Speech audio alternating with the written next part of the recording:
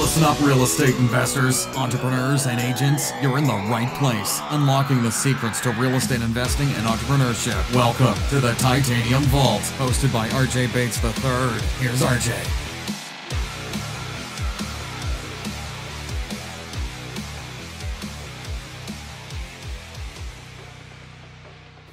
Hello and welcome to the Titanium Vault. I'm your host, RJ Bates. Today we're going to change it up a little bit and have a little bit different style. We're going to do a Q&A. So I went on my personal Facebook page and reached out to everyone and asked for people to submit questions that they would want answered. And so today I'm going to go through those and try to give the best possible answers I can to some of the questions that were given to me on Facebook. So first, looks like we have, a question from Cassie DeHaas, who is my partner / real estate agent at Titanium Realty. She asked me, what is my favorite investing strategy? So this is kind of in transition right now. If you'd asked me a year ago, it would have been wholesaling. I think that's probably one of the easiest ways and the quickest ways to get started in real estate investing for obvious reasons. You know, you don't need a ton of cash to get started in wholesaling. There's less liability with taking on projects, and there's good money to be made in it. You know, we have built Titanium investments around wholesaling, and it's enabled us to broaden our horizons into new strategies. And that's kind of why my feelings are kind of shifting more towards rental properties and cash flow. We have used wholesaling as a means to build our business to the point now where our focus is going to be shifting towards long-term buy and hold assets that focus on cash flow. So for a beginner, my favorite strategy would be wholesaling, but long-term, it's going to be buy and hold and to be rental properties and to be a landlord. The next question is from a former guest, the connector himself, Brandon Richards, out of Dallas, Texas. He says, how do you approach or attract private money lenders without tooting your own horn, or does it require tooting? Good question. So, you know, I'm going to refer back to an episode we had with Ryan Shalaba out of Pennsylvania. And, you know, he was talking about raising private capital, and one of his, I guess, best techniques is on the first of every month when he's writing checks to his private money lenders, he takes a picture of the checks and he shows the amounts and he covers everything else up, and he posts that on Facebook. And he says, why aren't you getting one of these checks? If you're interested, reach out to me, or something along those lines. And is that kind of tooting your own horn? Maybe a little bit, but it's kind of in an indirect way of saying, if you're thinking about investing, or if you have money sitting in an account and you're looking for a higher return, maybe I have a solution for you.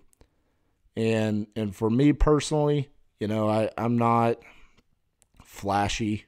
I don't like the over-the-top post on Facebook, but I am active on Facebook, and I do let people know what I do, and that has generated a lot of interest from private money lenders reaching out to me saying, is there an opportunity for us to work together? So that, to me, is probably the best way, is just getting yourself out there. And Brandon, I mean, you already do it. I mean, we talked about it in your interview. You're highly active on social media. I think you're doing a good job there as is to generate that kind of activity. And then once the opportunities present themselves, people will let you know if they're interested in being a private money lender. That's kind of the experience that I've had, is that for the most part, because I tell people what I do, those people, the private money lenders, come to us. So, all right. Let's see. We got Brian Lovelace, who is a real estate agent, realtor, investor here in Dallas-Fort Worth. He says, have you ever had a note called due when trying to do a wraparound for an owner finance? How do you get around this risk? I'm trying to get more into owner finance deals in 2018 and have been warned by my real estate attorney that aspect can be a big downside. I personally have never had a note called. It's always been one of our biggest fears as well, especially if you're doing like a subject to.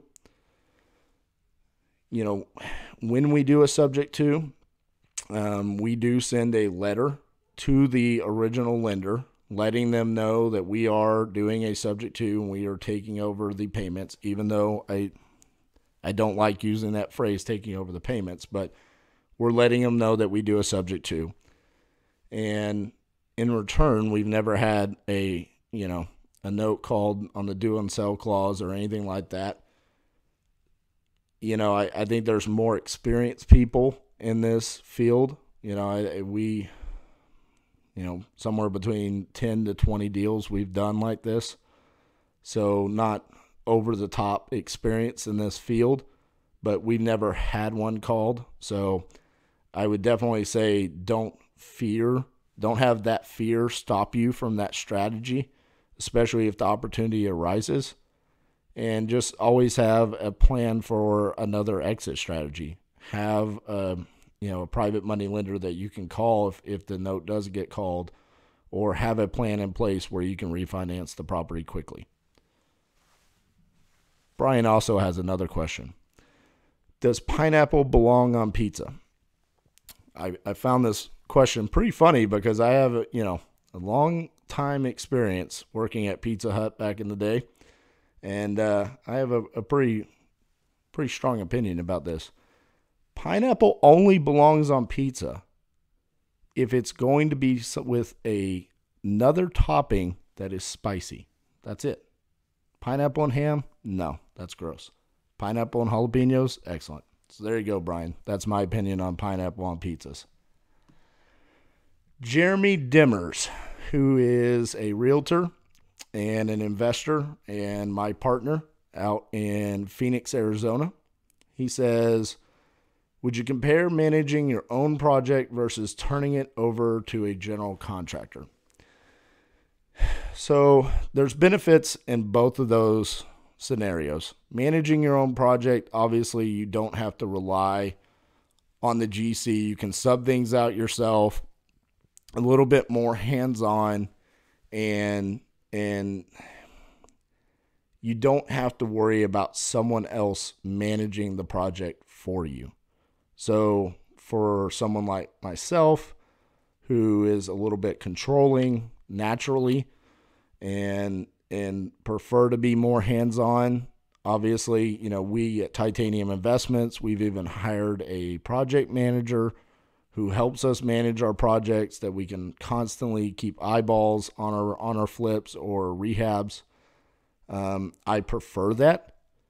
But there's also benefits to hiring a general contractor. If it's someone you trust and you know that they do good work and you can establish that relationship with them, there's a benefit to not having to check on a project regularly, or more frequently. I shouldn't say regularly, because you should still be checking on your project regularly, but not as frequently, because essentially that GC is taking the place of that project manager. And so there's definitely a benefit to it, but then also there's the cost aspect as well. So it really just depends on the project and kind of your bandwidth as a business. I wouldn't say I haven't seen a rehabber who has proven to me that one way is better than the other. Some of the big time rehabbers that I've seen their shops, I've talked to them. They've been guests on the podcast, like Don Costa. He still hires general contractors, but he also has a project manager that checks on them. So I don't think there's a right or wrong answer on which way is better or more efficient for your business. It just comes down to making sure you hire the right people and then holding them accountable to what they're supposed to be doing. All right. Let's see. Megan Lopez, who is a property analyst at Titanium Investments. She says, are there any new markets Titanium wants to tackle for 2018? So, yes. We are going to be in St. Louis, Missouri in 2018. That's going to be one of our new markets, and that goes back to us wanting to broaden our rental long-term buy and hold strategies, and that's why we're going to be going to the St. Louis market. Outside of that, I don't have any particular markets outside of St. Louis that we're looking to expand to. All right. Next question is from Gregory Monet Jr., and I hope I got your name correct. It could be Monette, but he says, do you need to set up a new LLC if you want to do an A to B to C from your personal name / family member / business partner to your LLC for a flip? And I clarified, are you referencing a double close? And he said yes. So no, you do not need to set up a new LLC if you want to do a double close. We do double closes all the time when we wholesale properties. And how we set those contracts up is we use, and this is in the state of Texas. So if you're in a different state or you're going to do a double close in another state, definitely check with your closing title company and an attorney to make sure that this is accurate, because each state has their own laws regarding this. So I'm only going to be referencing the state of Texas. What we use is the state promulgated contract from TREC, the Texas Real Estate Commission, and we take the promulgated contract and we write up a contract between the seller and ourselves. And when we are wholesaling that property to do a double close, we write up a separate contract using the TREC state promulgated contract between Titanium Investments as the seller, and then the buyer is going to be the end buyer on the C end of the transaction. So there's no need for a different LLC or new LLC. You can use the same LLC on both contracts. You should be able to do a pass-through of funds on that, so you don't have to use any transactional funds or bring any funds at all to closing. And Greg, feel free to reach out to me if you have any questions regarding that. That is quite possibly the most experience in real estate investing that I have, so I can definitely help you through that process. All right. Nicole DeHaas, who is our office manager here at Titanium Investments, says, what is the biggest challenge you faced at the beginning of starting your business, and how did you tackle it?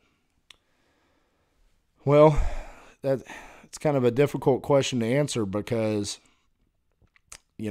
we went in business for ourselves in 2012, but it wasn't in real estate. And so that business itself had its own troubles and challenges, particular to Titanium Investments. And when we got into real estate investing, a lot of the troubles that we had was how to acquire properties. And then when we did, if we were wholesaling the property, how did we locate cash buyers? We're in one of the hottest markets in the United States, being in Dallas-Fort Worth. So there's no shortage of wholesalers here. So there's a lot of competition. And so that was one of our biggest challenges. How we overcame those was we truly treated it like a business. And what I mean by that is a lot of times I see people try to get started into real estate investing. They try to do it part-time, or maybe they don't dive in and learn as much as they possibly can about different strategies. We didn't sit back and wait for something to happen to springboard our business. We constantly were out there trying to find properties every way we possibly could. We utilized some of the simplest tools that are available to everyone. For example, finding properties on the MLS. It takes zero marketing dollars to find a good deal on the MLS. And a lot of times I hear people say, well, you can't find a good deal on the MLS because everybody's on the MLS. That's true, but not everybody's on the MLS 24 hours a day, finding the deals as soon as they come on the market and immediately making good offers and taking risks with no option periods and putting up high amount of earnest money. And that's what we were willing to do. And then as far as finding the cash buyers, getting out there, networking, letting people, branding yourself appropriately, having a presence on social media, things along those lines is what helped us get to where we are today. And that's really how we tackled some of those challenges when we first got started, is just constantly getting our name out there and always moving forward. And even when we failed forward. All right, Brian Lovelace has another question. He says, what was the first employee hire Titanium Investments made, and how did y'all know when it was the right time to hire someone? It's a great question. So our first hire was, I think, 2 questions ago, Megan Lopez. We hired her. We created a position called property analyst. And what that was is going back to what I was just talking about, finding properties on the MLS. Real quickly, once we started getting some traction, we started getting some volume, I realized that myself and Cassie couldn't be the ones sitting there looking up properties either on Craigslist, for sale by owners, MLS, all of these things. There wasn't enough time in the day. So we fell into this trap of we would get a property and then we needed to sell the property. But while we were trying to sell it, we couldn't find more properties because we were too busy trying to sell it. And so that's really, we were quick to make a hire just because I knew I had enough faith in the business to grow it. And so real quickly, we opened up a position for Megan. We put her on a salary plus a commission. And that was one of the best decisions that we've made because it enabled us, it freed up time for us to continue to grow the business. And that's what I'm talking about when I say we treated Titanium Investments like a true business. We weren't looking at it as we were individuals trying to be real estate investors. We trusted our vision and we trusted in our business to go hire someone, make the right hire. And at that point in time, that enabled us to grow the business. And so that's why we knew it was the right time to hire someone. I believe we hired her probably, maybe a month after we decided that we were going to be real estate investing full time. So it was almost an immediate decision to hire someone. All right, Lindsay Richardson, who is another Titanium Investments employee. She is an executive assistant. She says, she's got a couple of questions. Where do you see Titanium Investments in 5 years? It's awesome. I love it when probably my most difficult question that I ask guests gets asked back to me. So I see Lindsay's been listening. In 5 years, I see Titanium Investments having wholesaling very systemized and really I'm kind of stepped out of wholesaling and I see Titanium as a whole, its focus being more on long-term buy and hold cash flowing assets. And wholesaling being a much smaller part of our revenue stream. And I would say we're probably going to be in more markets and as well as moving into the multifamily arena once we have more knowledge about it and we've made better connections in that field. That's really where I want Titanium to be in 5 years. She says, have you ever asked a seller if they do not like their realtor? If so, what happened, and did you win them over? Not really. I guess this would be like if a seller was contacting us directly while their house is on the market. We've always been pretty respectful if they have a realtor. Even if they're not happy, I mean, there's a contract in place. And with us, not one deal is going to be worth, trying to sidestep a realtor. And then as far as if they wanted Titanium Realty to be their realtor, I don't think that's really hard for us to win them over if they're coming to us, but we would never actively pursue that. Kelly Smith.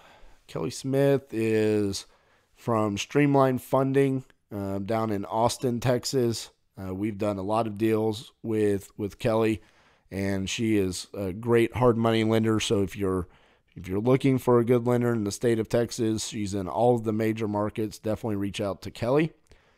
She says, tell me about a failed investment and what you learned. So we had a fix and flip in San Antonio, Texas. And the reason that this was a failed investment was due to the fact that we were remote. We did not have trusted boots on the ground in San Antonio.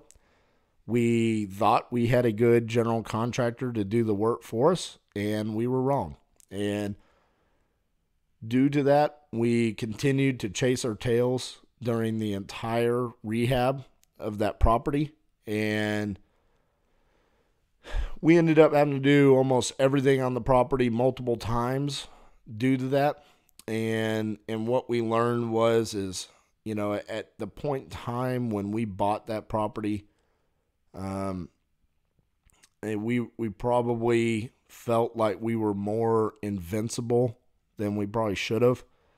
We thought that our background as a contractor and then our ability to understand real estate would outweigh being aware of what was going on the project on a regular basis, and we were wrong. And so what we learned was to always have a trusted boots on the ground around your rehab projects. Another thing that we learned is always have multiple exit strategies on a property. We ended up turning that project into a Airbnb or a vacation rental. And so for about a year, we rented it on Airbnb, and it was constantly rented out. And that helped us a little bit in the fact that we lost a lot of money on the rehab side of things. Another thing that we learned was do not ever put, the saying is, don't put all your eggs in one basket. And that's true to this project. We were not relying on the flip of that project for Titanium Investments. That project was almost kind of like a bonus project. If it went well and everything turned out great, well, that would be amazing, and it was going to be a nice return. But we still kept the engine going on wholesaling, other flips, acquiring long-term rental properties. And so even though that was a failed investment, it didn't really impact us that negatively. So that's another thing that I learned is even though you might have a project going on, don't just sit and wait for that project to finish. Keep going, keep acquiring properties, and keep trusting your ability to find good investments. All right. Lindsay asks, how do you like the rental side of things, and do you like being a landlord? Well, I think I've kind of already answered that earlier with some of the other questions. Obviously, if that's going to be where we're shifting a lot of our focus to, I do like it. I mean, are there downsides to being a landlord? Absolutely. But in the long term, when you can buy a property with equity, you're constantly gaining equity, and then you're getting the monthly cash flow. You know, I mean, it's to me, it's one of the best strategies where we are right now as a business. All right, Stephen Turner out of Georgia. Stephen is a wholesaler, rehabber, investor, great guy. I've had some really good conversations with him. He asks, what is your favorite type of marketing? Direct mail, pay-per-click, Facebook ads, etc., and why? Does one tend to bring you more motivated sellers over another, or have a higher response rate? So, you know, we're in a highly competitive market in Dallas-Fort Worth, and so direct mail and pay-per-click have very low response rates, or pay-per-click, you have to be very high to pay-per-click.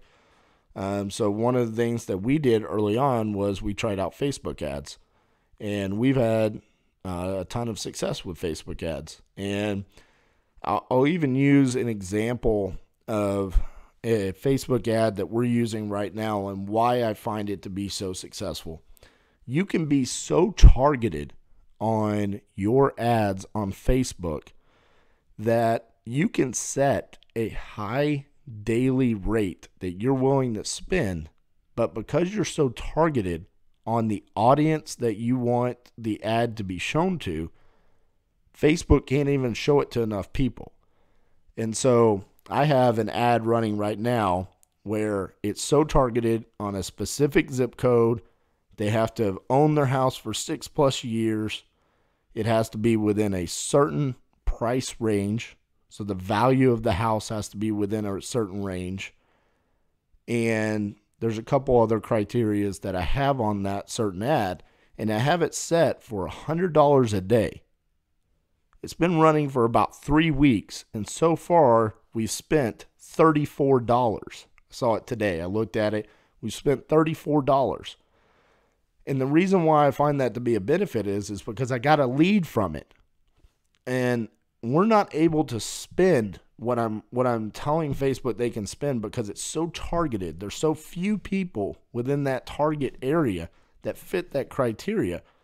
But when that Facebook ad is shown, I know it's being shown to the right person, and I know that we have an opportunity to get a solid lead off of it.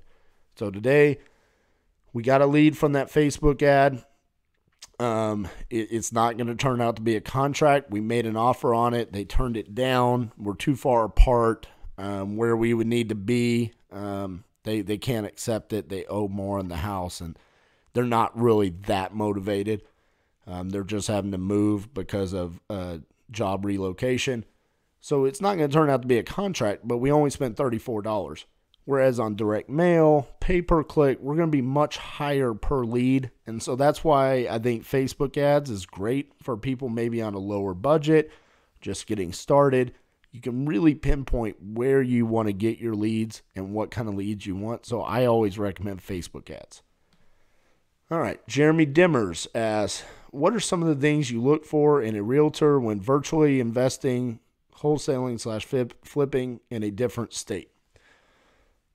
So obviously Jeremy's asking me this. He knows we virtual wholesale and we do flips in other markets. One of the things that I look for in a realtor is someone that I can trust. And Jeremy's a perfect example of that. He proved himself to us early on someone that we could trust. And that's why we shifted from just doing virtual wholesaling to also doing virtual flipping there. What we learned from the San Antonio failed flip, we're not going to replicate.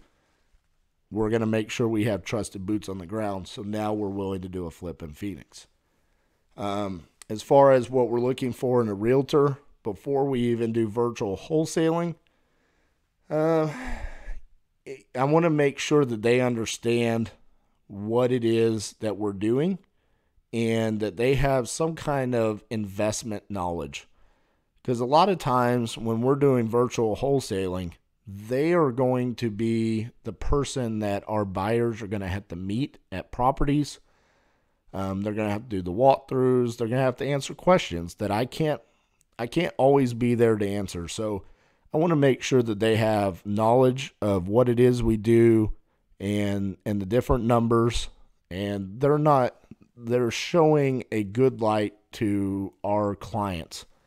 Also, when we have motivated sellers that contact us and maybe we need to go out and look at the property, that they're well spoken, that they are aware of the situation, and they know how to handle it with dignity and class. I think that's very important for us as a company. So really just someone that kind of clicks and fits with the overall culture that we want to build here at Titanium Investments. All right. So I'm pretty sure that's all the questions that we have. That's what we got on Facebook.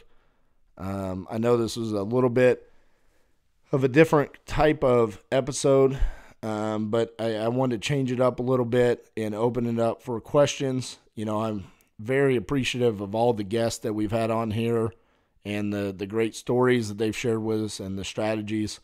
This will probably be something that we do, you know, every 15, 20 episodes just to get new questions out there and you know, kind of get a feel for where the audience is and what questions they might have that maybe we don't get with a guest. So definitely look forward to getting some feedback on this episode, and I appreciate you guys tuning in, and we'll see you guys next week.